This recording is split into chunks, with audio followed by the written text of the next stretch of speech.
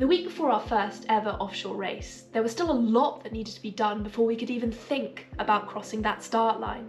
Anyone who has raced offshore will know that it's not as simple as just turning up on race day with your boat and your crew.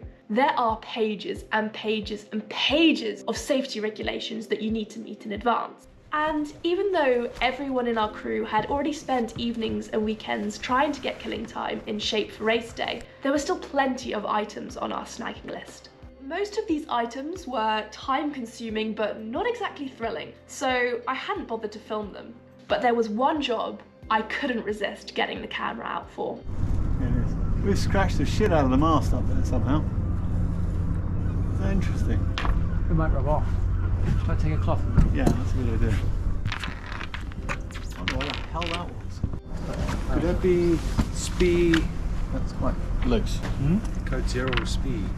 It's code 0. It's the head of the code 0. That's definitely what it is. Spoiler alert, it wasn't.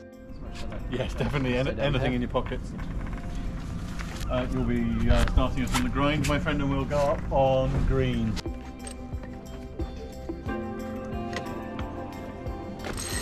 You can stand on the spreaders, but with your feet no further out than where the two holes are. See the two holes going through each of them, and where the clips are. Yeah, you can't walk out to the end of them, right? So up on the green. Okay, take the slack.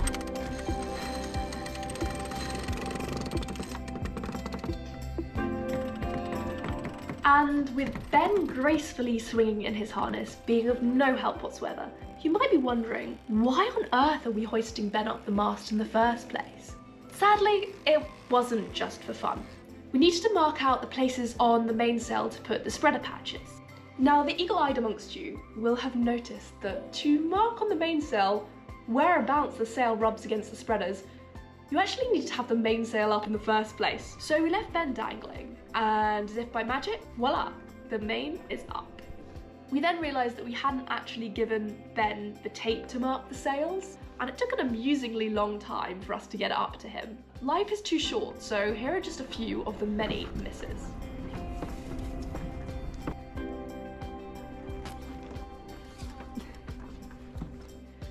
Good secured, the hoist could continue. Today's the day when Ben goes up in the world. What are those scratches on the mast then, you reckon? Bird shit. Oh, is it? That's good news.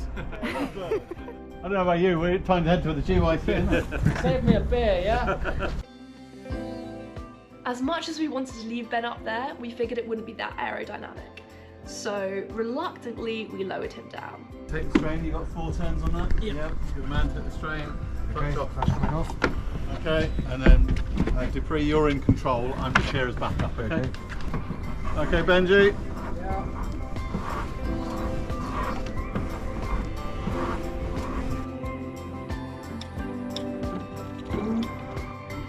Surprisingly comfortable. I mean, it wasn't comfortable, but it was more comfortable than I expected it to be. With the sun setting, we took down the main, tucked killing time up for bed, almost all ready for her first ever offshore race. There was just one problem. We are based here, in Guernsey.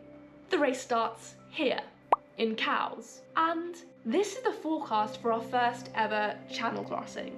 If you're curious about how we get on, make sure to subscribe so you get a notification when my next video's out, and thank you for watching. Have a great week.